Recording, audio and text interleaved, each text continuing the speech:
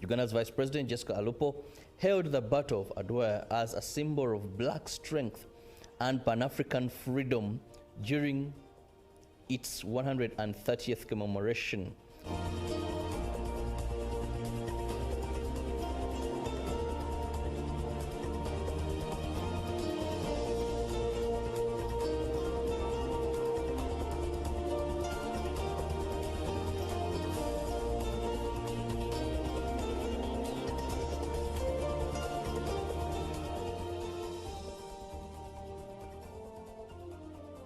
Morning, Uganda. Thank you so much. Always thanking you for watching UBC TV this morning and starting your day with us and choosing UBC TV. If you started the show with us, thank you so much. And if you're just joining in, good morning. My name is Julie F. Nantaba. This is Good Morning Uganda.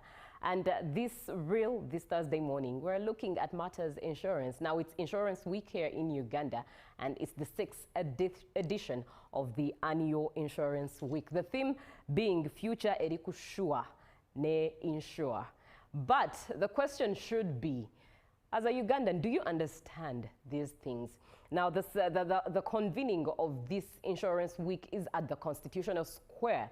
It's where you need to go. Entrance is free, and it's where you need to go to pick up on information about insurance, understanding it, and picking up on the idea of insurance. But the question still remains, what exactly would even lure you to go to Constitutional Square to look into matters insurance? In the first place, do you buy into them? Are you excited to understand insurance? Well, that's what we are digging deep into this morning, helping us as Ugandans understand insurance. Is it really necessary? Is it really important?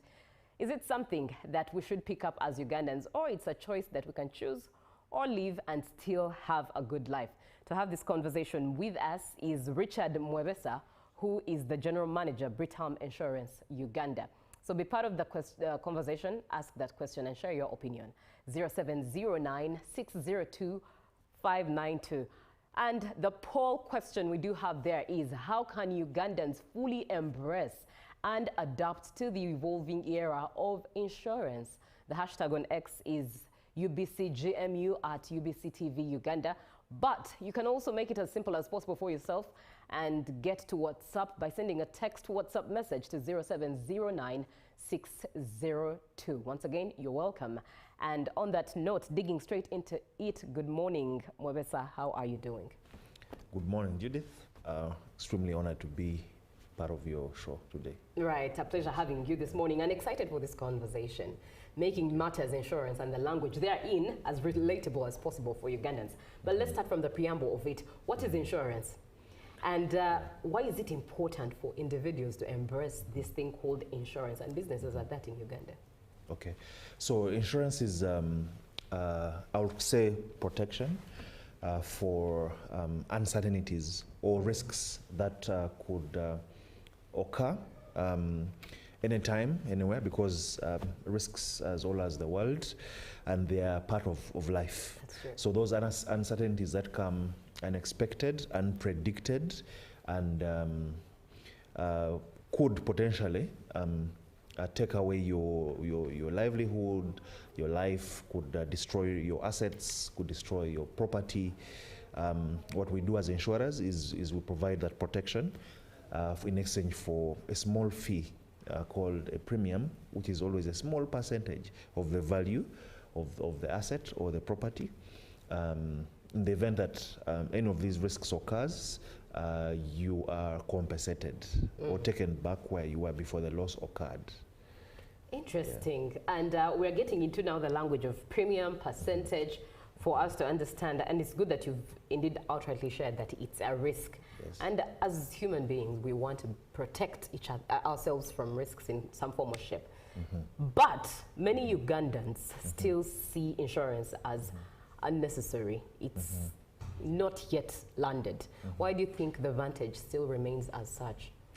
I think two main reasons. It's because of insurance in itself being a very technical kind of subject matter.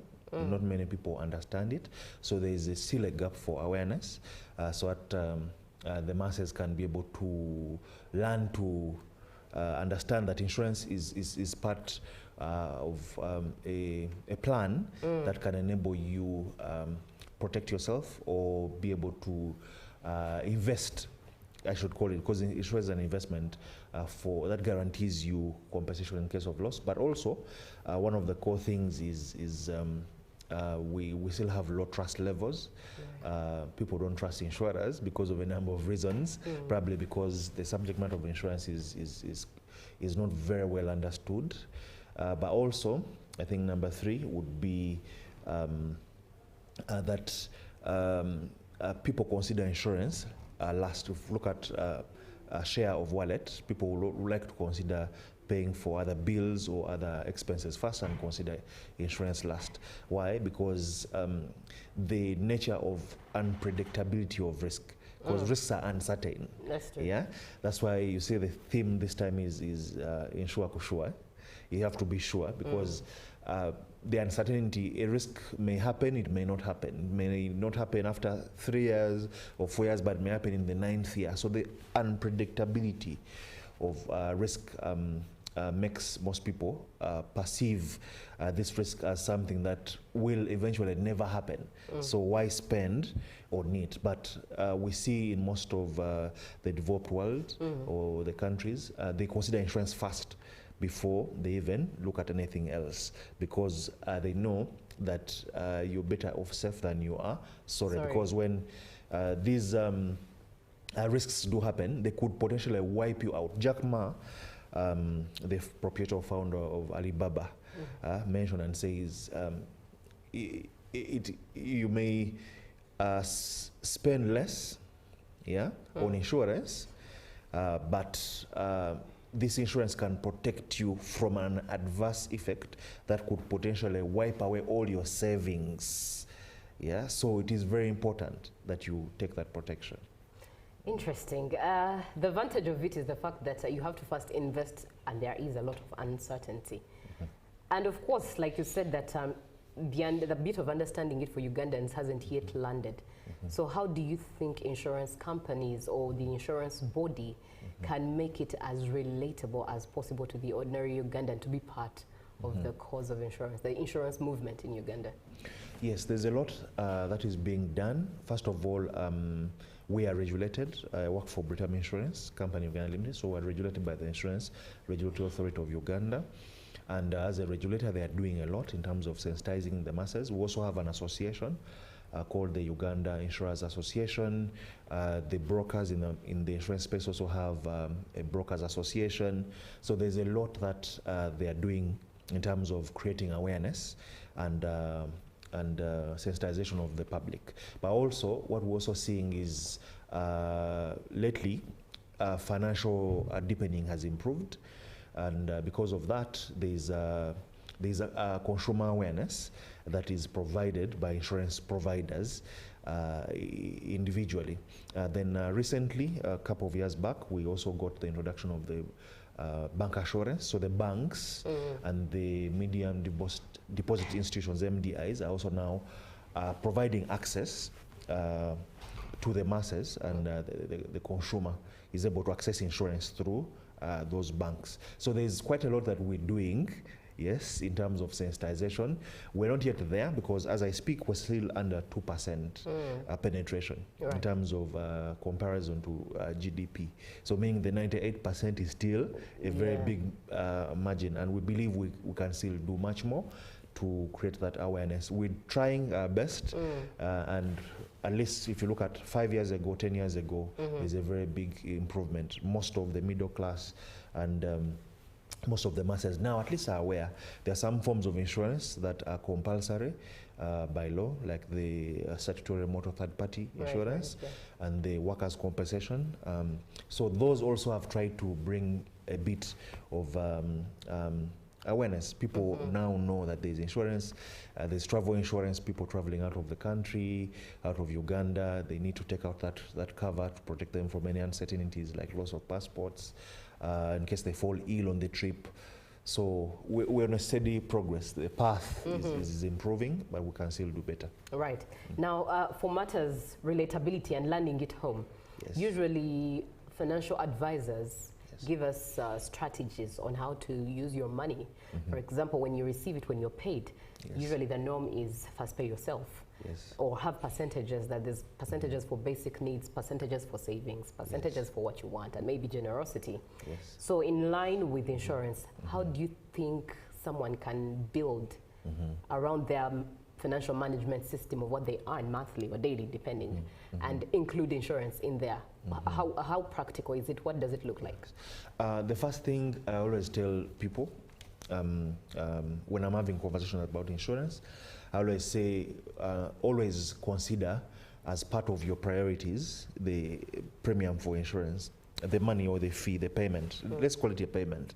Let me not go very, very technical. Call it a payment for insurance. One of the key things and good that my employer, Britam, I work for the insurance company, the general insurer, the non-life insurer that handles property. But then we also have a sister company called Britam Life, who does life insurance, which is the long-term insurance. Then because of the nature of the financial structure, we also have an investment company that's called Britam Asset Managers. So the good news is that we have various options that are available. In your planning processes, it would be good that you put aside income. First of all, there's a myth about insurance, that insurance is for only the rich. Then there's another myth that insurance is expensive. Right. It is not expensive. It is not. Why? For example, I'll give you an example of a car. If a person owns a car of about, give or take, 100 million shillings, they only get to pay 4% a year. Yeah, 4% is about 4 million shillings a year only for comprehensive insurance. In the event there's an accident, the car is lost, parts are stolen, they will be compensated and they are paid back. Then for the life insurance, there are different products on the market that are available for the long-term business, and those cater for in the event someone passes on as a result of natural causes, or in case they acquire any critical illnesses like cancer, heart failure, and the rest, they are guaranteed that their family is going to be settled. If they're critically ill, they will still be compensated.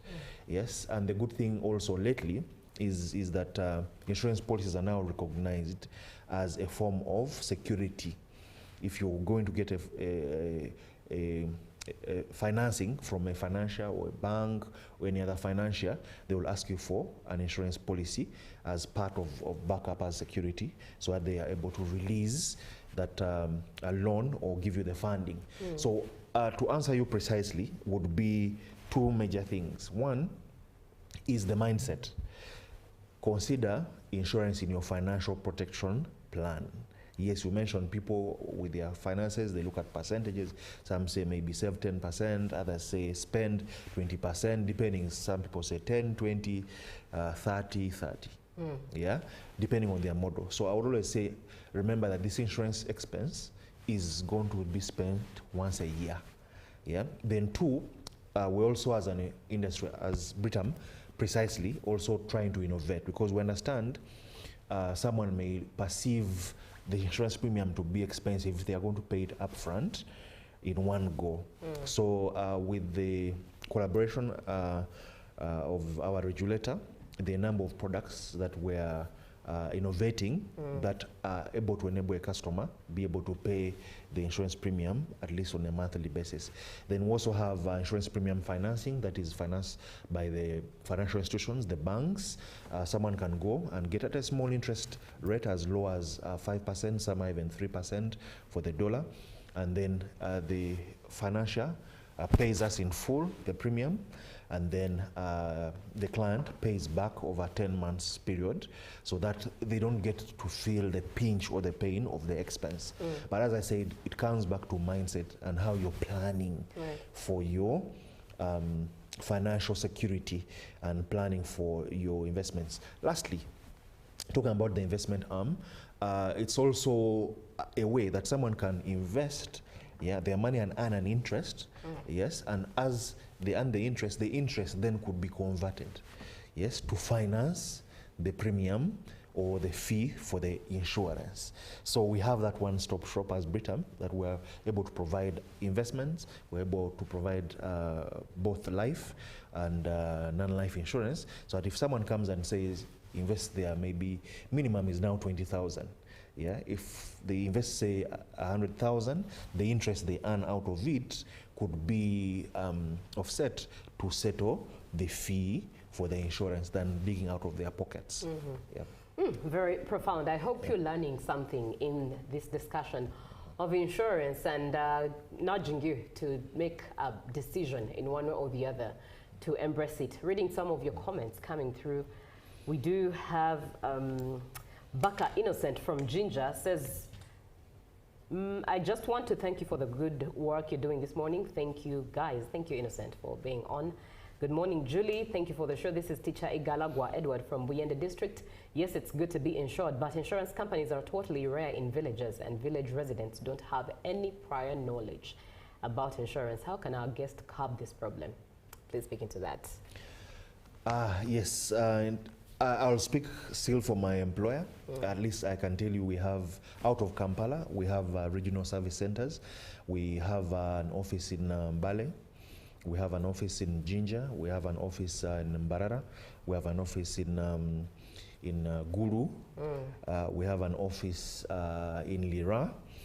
And this, at least we're trying to provide access, yeah, to people out of Kampala so that they're able to reach us. But one of the core things as well is that nowadays, I believe most of the people have smartphones, so you can easily access this insurance through a service portal.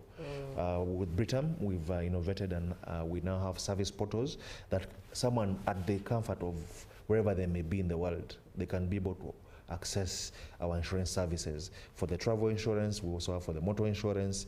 Very soon we'll be completing for the fire insurance, for the domestic, for their house items. So portals enable self-service. So wherever you may be in the world, you're able to access insurance and have a seamless experience, because these portals are very user-friendly. You can use your phone, just click on the link or click on the app, and you're able to go in and get access to our service. Right, and just to still elaborate Teacher Igalagwa's headspace as he shares this in rural areas, statistics show that 14 million Ugandans use the internet. Yes. That means the other percentage are not using the internet or exercising use of the internet. How best do you think insurance players could still tap into those that are not on the internet, which is, I think, worrying for a number, because what's our population? Close to 50 million. Yes. But 14 million is surprising. It is. I think two things. One, as insurers, we have to innovate. Yeah, we have to keep on innovating and thinking of products and solutions that are able to reach as many people as possible. But one of the key things that we've been seeing as an industry is how are we able to create linkages with different associations, with circles that are reaching the people in real time.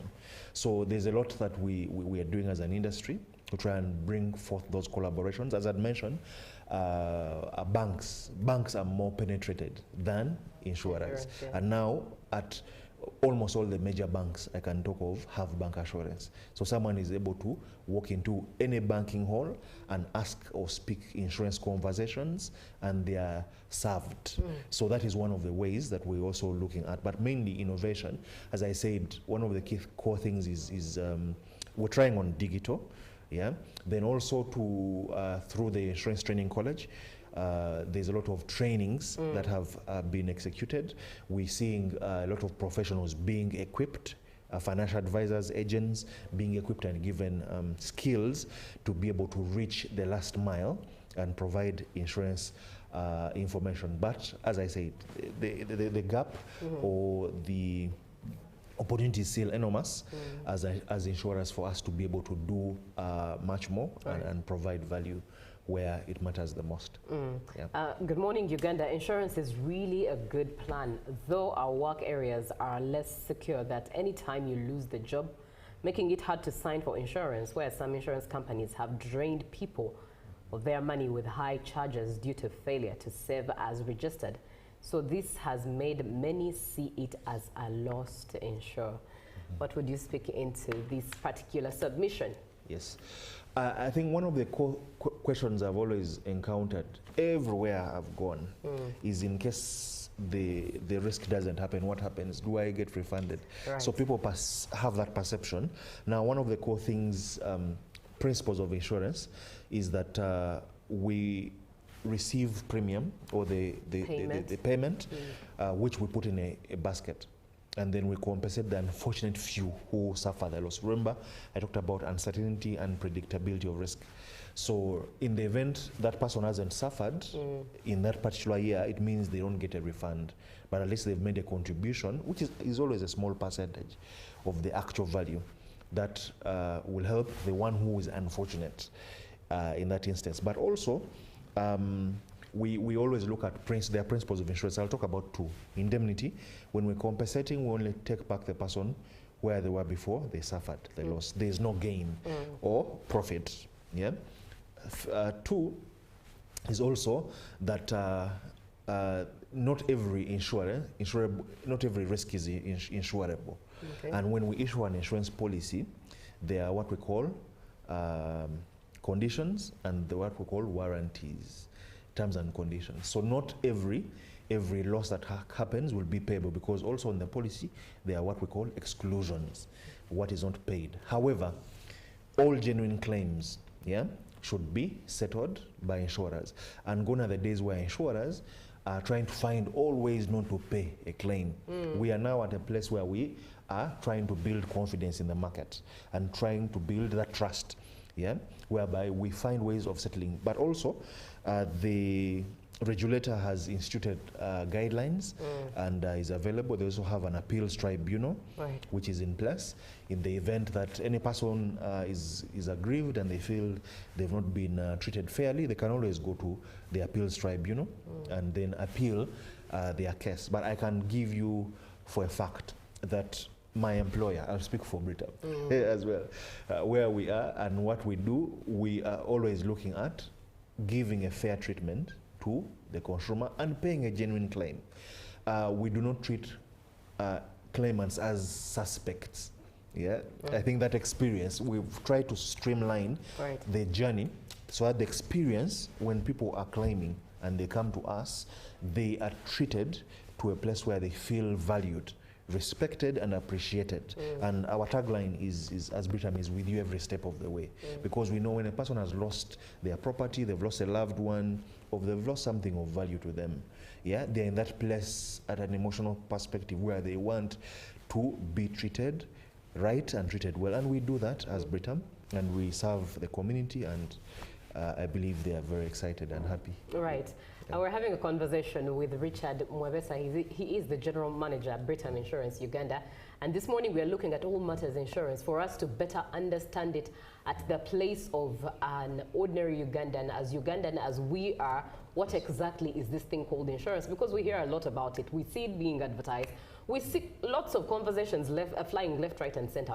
But the reality is, on ground, it's a very unrelatable conversation. And that's why this morning we chose as UBC that why not educate ourselves through an expert as we all learn and relearn from each other.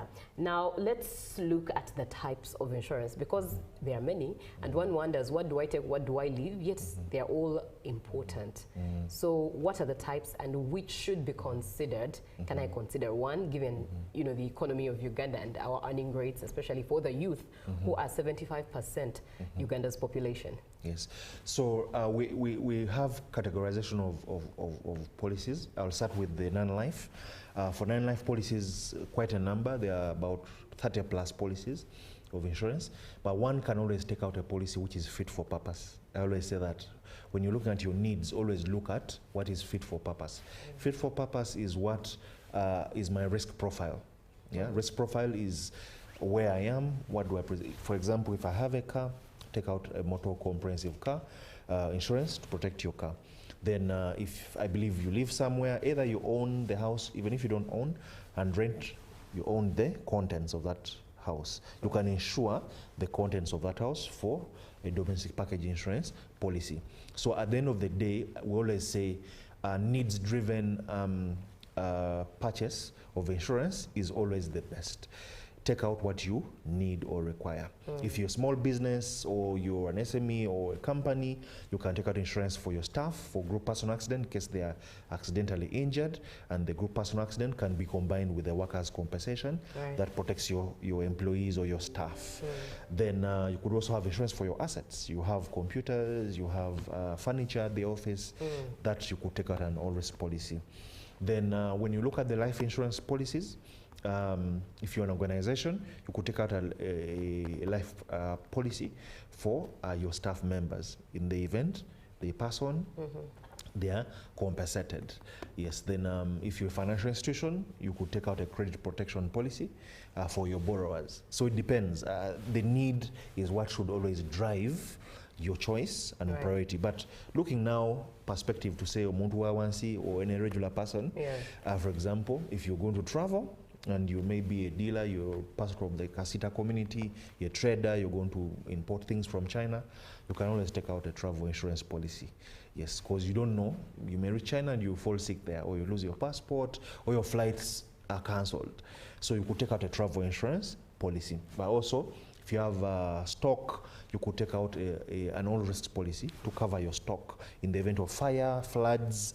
It's the rainy season now. What's going on right now? Yeah, it's rainy season. So floods could come and take out and destroy your stock and your assets. So you take out a policy like for fire. Fire is not fire as you hear it.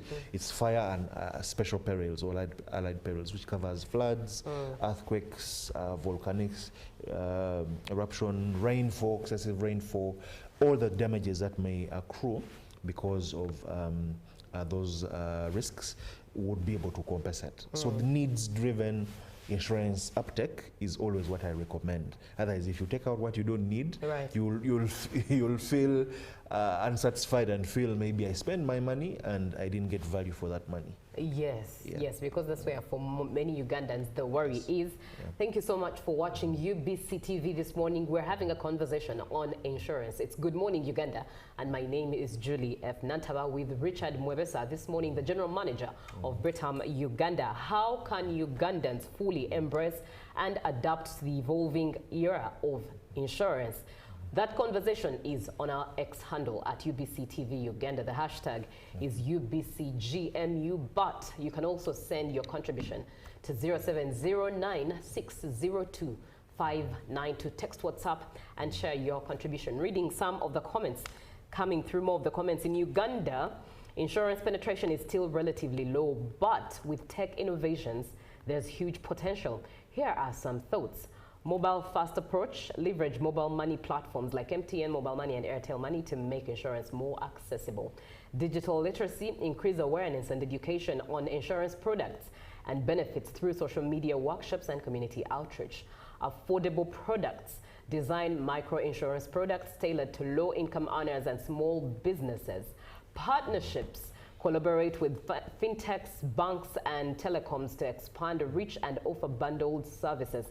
Simplify processes, streamline claims and policy purchases through digital platforms.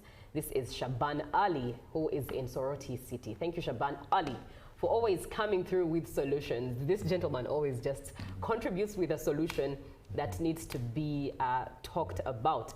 Now, he points out something that's rather profound when it comes to making it simple in line with digital literacy, but also sensitization. One would now in that line think of sensitization. In the insurance space, with insurance companies, with the regulator, what are the sensitizations like, or what campaigns are being held, or what strategies are taking shape to make sure that this conversation gets to the grassroots, up to the corporate space, or to the highest of highest elites, so that insurance just makes its space all over Uganda? Yes, one of the core things that the regulator did for the benefit of the industry was to put in place the amendment of the Insurance Act, the regulations, 2017, and these, among others, also brought about the establishment of the Insurance Training College of Uganda. So that Insurance Training College of Uganda is providing trainings and skilling from certificate courses up to advanced diploma courses and certifications. This, number one, providing skills to practitioners in the insurance industry, professionals, financial advisors, because at the end of the day, you need boots on the ground to be able to go out and disseminate this information, yes, to the masses. But two, also, as I mentioned earlier, there's interventions being done by the association, the Uganda Insurers Association, where they're doing different workshops on radio, different workshops on TV, communications, including the regulator themselves, to provide and disseminate this information. Yes, there's still a gap. Yes. I mean, I can never say there would be an overdose of information. There's a lot that still has to be done, but there's what is being done by that. The insurers themselves are also doing sensitizations, yes, to different masses where they are targeting to be able to get business on board. For example, I'm here myself as an employee of Britam. I'm here today with the opportunity of UBC to talk to Ugandans about insurance. So these interventions are taking time, but I also want to borrow partly what Shaban mentioned earlier. Yes, with digital innovation, as I mentioned, digital innovation is very key. Yeah, so that people are able to access information online, people are able to access information where they can, anytime, real time, through the use of portals, through different activations that are being done. And the Insurance Week, as you mentioned earlier, we at just a few minutes are at the grounds, at the railway grounds. So it's an open invitation to Ugandans. Please come, pass by. Have a conversation with the insurers, who I think about 98% of insurance players, if not all, have a stall. Please pass by and talk to people, talk to insurers. Don't hesitate. Don't build a myth. Come and get the facts about insurance, so that we can have these meaningful conversations with you, and we're able to support you, improve your welfare and your risks. All right. Getting more into more of the comments. Good morning, I'm called Bob. I served in insurance with some well-known company for 3 years, although the terms were for 10 years. However, I later on lost my job and could no longer save the 150K per month. Can I be able to be given my money back? Please advise. And that's saved for 3 years against the planned 10 years. Please advise. It depends on the policy that you took out. But I want to presume, you said 10 years, that's long term. I presume it's a life product. What insurers usually do, in case you have failed to settle your premiums, they work out arrangements for you to be able to have a payment plan to recover the periods that you had lost. But then in life insurance, there's what we call surrender value. Is a value which is, as you mentioned, 3 years, which is 36 months, the minimum that you should at least be able to save, so that you are able to keep your policy running. But I would recommend that he walks into the offices of that insurance provider, so that they have a negotiation. There's always a way that you can restructure. As I said, people trust insurers. Yes, I mean, I know trust is earned, but it's a process. It depends on how you engage.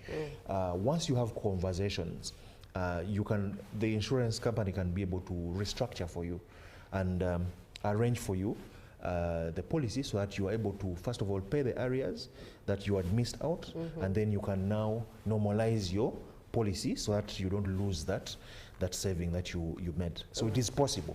All right. Let's begin to close this conversation. I can see some of the comments that perhaps let's close with this. With these two. Good morning to you. My question is, can I get life insurance from more than one insurance company? I have a brother who is a British citizen. Right now, he's very sick and hospitalized because the airline refused to take him back as they fear the risk. Is it possible now to pay for a travel insurance at this point, so that he can be flown out? This is Proscovia from Entebbe. Can you have more than one life insurance policy? Yes. You can have as many. Right. As many, because we don't know the price of life. Yeah. So for life policies, what we call double benefits accrue. You can even have 3, 4, 5, as long as you're able to pay the premiums for them. Answering the question, unfortunately, you're unable to take out an insurance policy post the event. Insurance should always be taken out or bought before the event has happened. Right. If it has already happened, then the insurance company will not pick out any incidents that happen post the event. Because at the end of the day, insurance is about you pay that payment, the premium, to safeguard the uncertainties, the future. Yeah. So if something is known, already known activity or event, then it ceases to become uncertain or fortuitous, as we say in insurance language. So that one now you cannot take. You can only take out for any other incidents that may happen after. Right. Thank you very much. Richard Mwebesa, he is the General Manager of Britam, Uganda. As we close this, what are your parting shots in just a minute? My parting shots are that gone are the days where insurers are treating claimants as suspects. We are in the business of paying claims, and I will speak for Britam. We pay genuine claims. So please always visit us. We are available at Plot 24A, Akibwa Road, Nakasero, or meet any of our brokers or bancassurance partners or financial advisors and talk to them about insurance. Yeah, or you can go on our website, which is www.britam.com and get as much information as possible about what we can offer you, and also come and attend the insurance week, which is ending today, by the way. So today is the last day for you, or last opportunity for you to go and ask those questions during this insurance week and get yourself equipped. Thank you so much for watching UBC TV this morning. We do have business, the agenda, sports. So you could say that the morning on Good Morning Uganda is still young, preparing you for a day and inspiration. Good morning.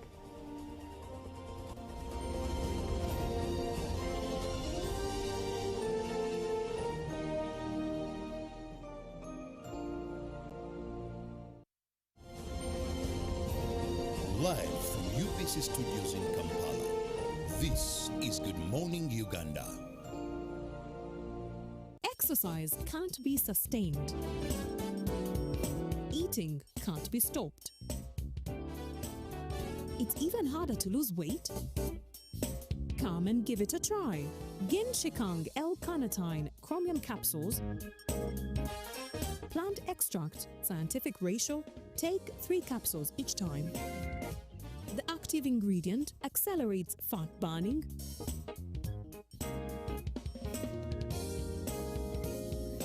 eat twice a day. Don't take a detour. Weight loss starts now.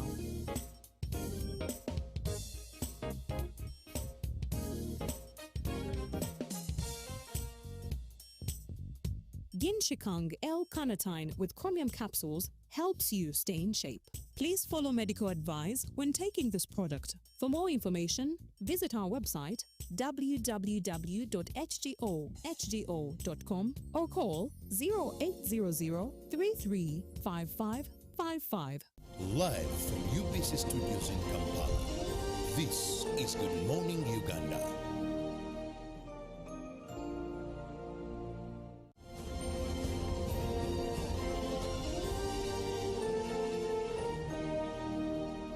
Brought to you by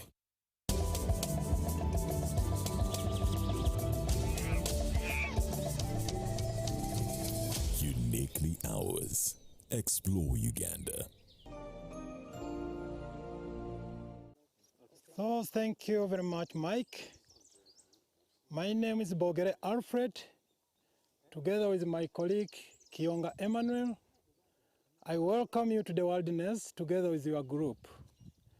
Where we are here, we are at the Midden. The dung you are seeing around is the dung for the rhinos. And rhinos, they are killing animals. They don't drop the dung anyhow. For them, they select a specific place where they go and drop their dung. So where we are here, it is one of the places they select, not only this one, but other places. And when they are selecting the place, they select along their road. This is their road, and we call it a trail. And the reason as to why they select a place, specific place, because rhinos also, they tend to forget and leave others. When they are grazing others, they can move away and they leave others. So to communicate to others what they do, they go to their midden. This place locally I may call it rhino toilet. When they drop the dung, others, when they are looking for them, they will be able to move and reach where their colleagues dropped the dung. And all rhinos, they have different smell of the dung and the urine. It is not the same. But for them, they can identify which rhino passed here. If it's the group they are looking for, they will move and join them. In case it is another group, they will reach there briefly.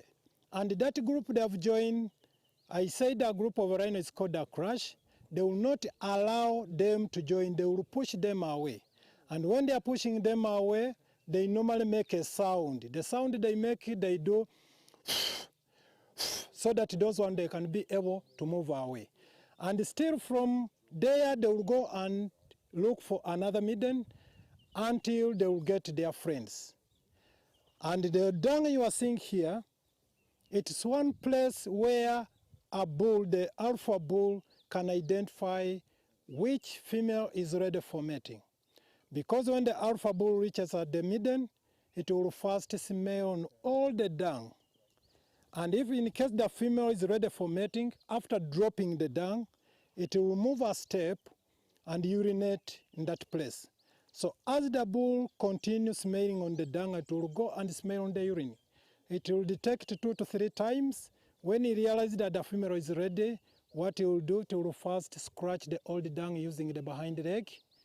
After that, it will drop the fresh one, then it will start kicking it. With intention, it wants the fresh dung to stick under the hooves, so when it is walking on the grass, on the ground, the particles will be remaining there. In case another alpha bull comes across, it will smell on it, detect and know that this is not my area. What it will do, if it's not ready to fight, it will just turn and go away. If it's ready to fight, also do the same, to scratch the dung using the behind leg, drop the fresh, also kick it, with the intention also he wants to mark, to show another one that this area is not yours, it's mine. Now when they reach together, they will fight aggressively. The one which is defeated will be pushed away. The one which defeated the other will take over the area. And the other one also will affect another area, because the other one which is chased will go and fight another one so that it can get area to control. And that's how the rhinos behave. Rhinos, they mark the territory in 2 ways. They use the dung, and again they scratch. Using the behind leg, they can scratch. After scratching, they will urinate. Female and the male, both they urinate from behind. But the difference between a female and a male, the male when they urinate in a spray way. They will do so that the urine can go wide. They continue to go wide. And that urine can stick on the grass over 3 to 4 days in case there is no rain. Now, the intention of staying that time, to take time another alpha bull in case encroaches will get when the smell is still there. So that's how they control themselves, to control the area. And in case the males detect that the female is ready for mating, after marking the territory, the male will start running very fast to look for the female, because he knows that the moment he delays, another alpha bull will grab and miss.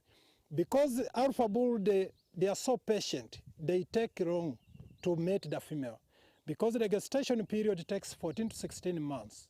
So the bull will wait until the female is ready, then he get a chance. That's why they run to go and meet the female before others to grab.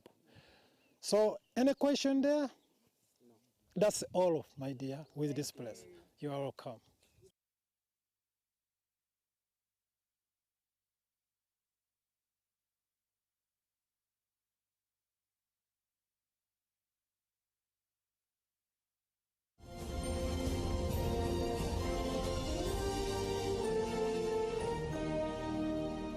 Brought to you by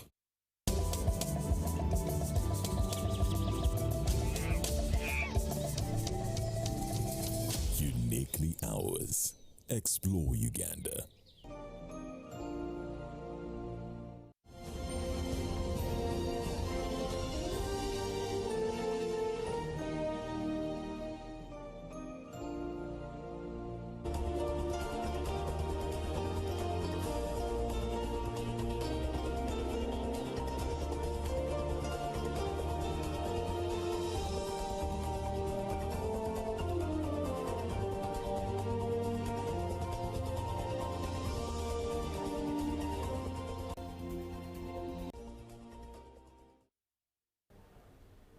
Welcome back from Tourism Express. Now let's look at what the business world has for us. And Uganda Revenue Authority is on the spot for failing to broaden the tax base and raise the tax to GDP ratio despite various government interventions to broaden the economy.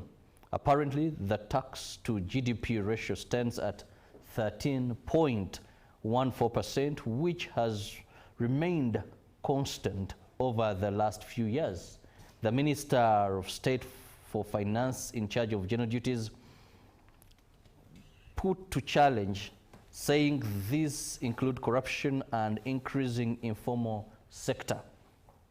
URA officials had appeared before the Parliamentary Committee on Finance to present the ministerial policy statement for the financial year 2026-2027. Let's take a look at this story. 25.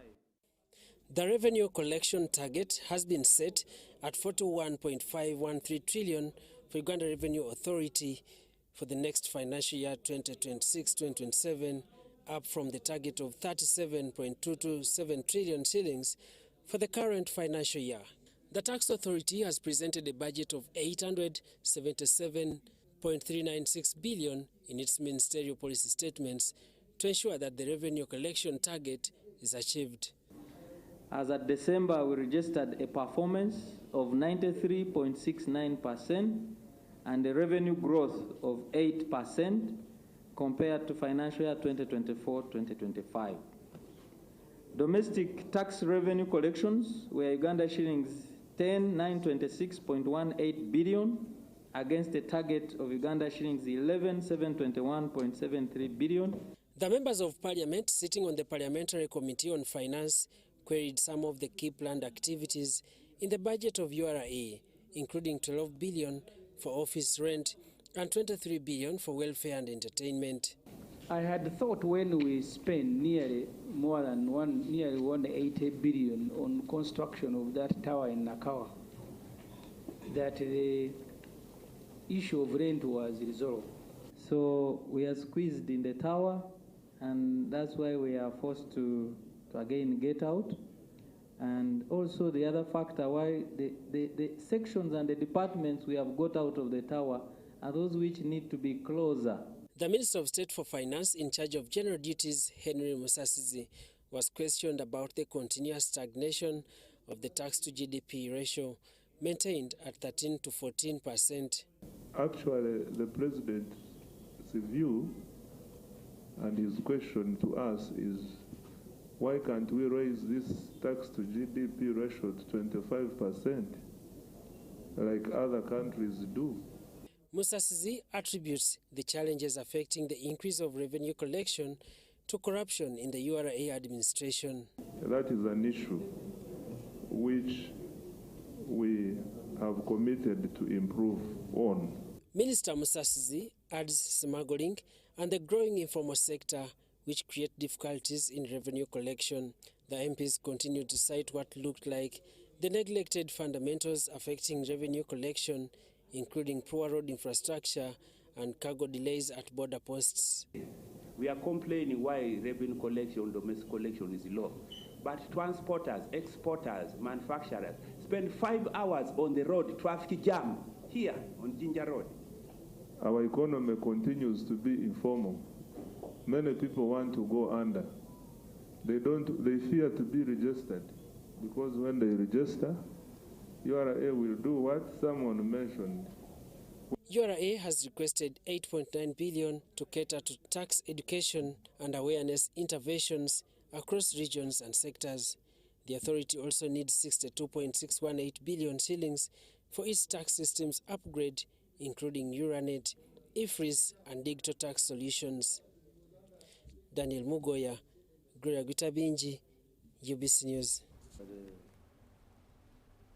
The Executive Director of the National Social Security Fund, Patrick Ayota, has cautioned employers in northern Uganda against non-compliancy, warning that tougher measures will be taken, including public naming, and also defaulters were likely to face tougher punishments. This comes as the fund intensifies regional engagement to compliancy and expanding social security coverage at different regions.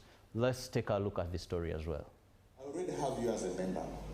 We need to bring the people who are not part of the formal sector.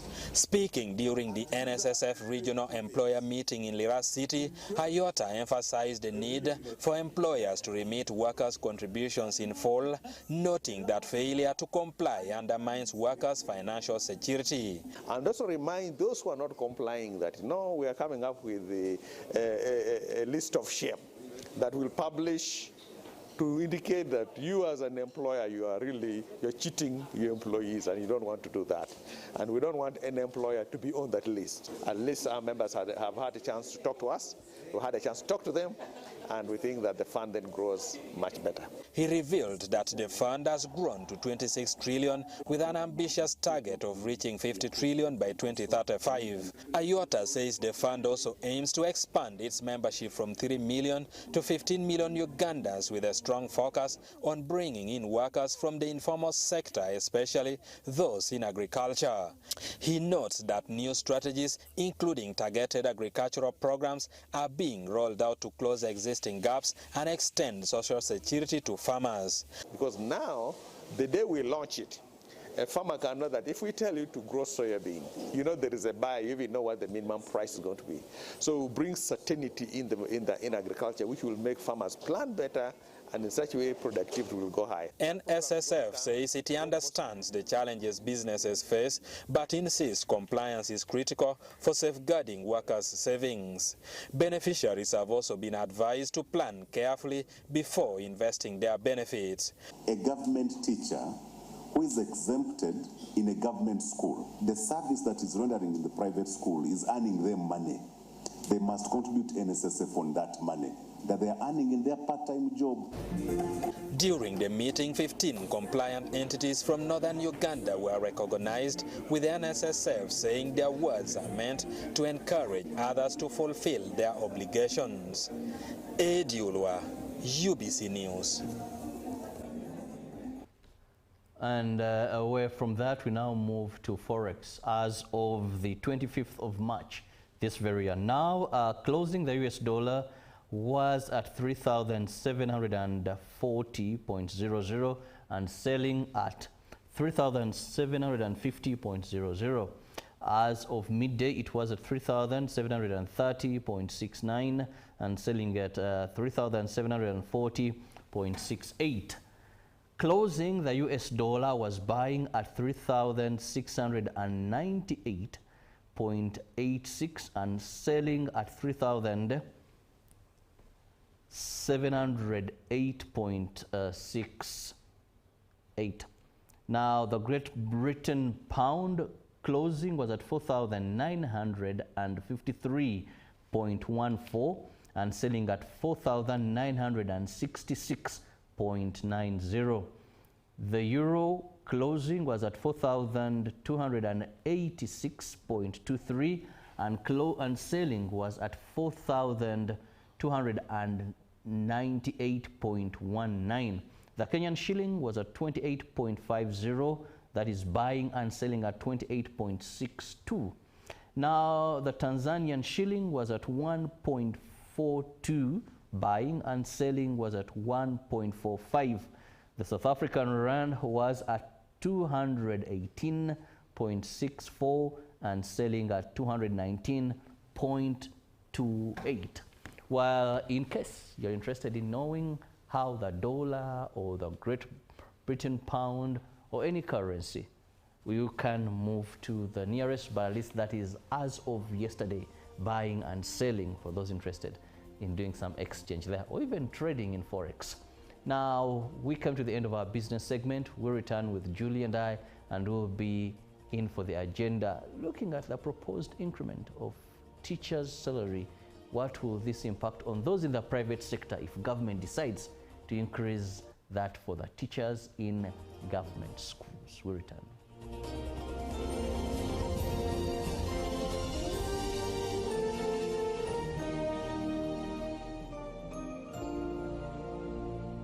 Live from UBC Studios in Kampala, this is Good Morning Uganda. Pick of the day on UBC. He expected me to die like within the first 2 years. Out of the blue, the child will get pains, especially in the wrists. And this happens common when children are starting to walk. Was brought to you by I'll call you every day, yeah, yo, baby, don't know. You can now get all the Chibuzi out with MTN voice bundles. Call all networks. Kubei Dondoro. Buy a 25-minute voice bundle for only $1. Dial *100 *21# and select daily or use the My MTN app. When we talk together, we are unstoppable.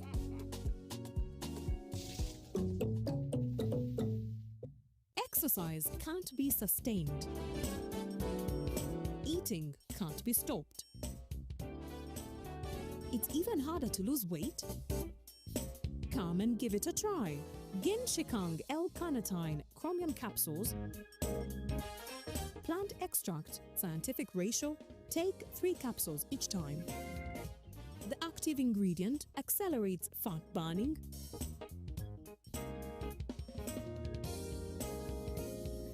eat twice a day, don't take a detour. Weight loss starts now.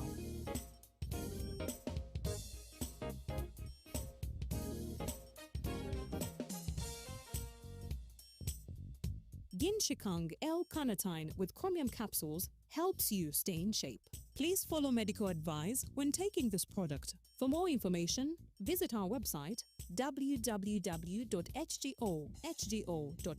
or call 0800 335555. My question is, what is the difference between rental tax and income tax? How comes I'm paying both taxes on my own premises?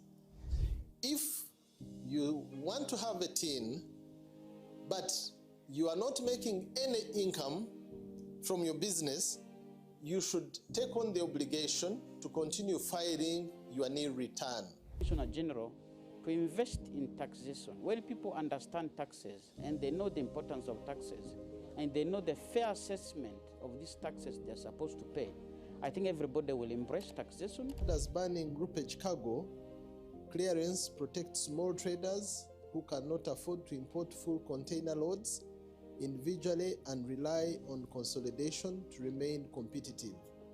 Cargo to come in groupage is consolidation, it's legitimate, and we can't ban it. What we have banned, or what we have stopped, is the use of container leaders. Now, Fiona, the good news I have for you is that among the new tax proposals, now you can get direct answers. Send your tax-related questions via WhatsApp or SMS to 0790-141-887, and the Commissioner General of URA, John Musinguzi, will personally address them. Tune in to UBC News Tonight every Monday and Wednesday for expert insights and clear explanations. Buza Commissioner. In a nation hungry for truth, a world where every story matters, there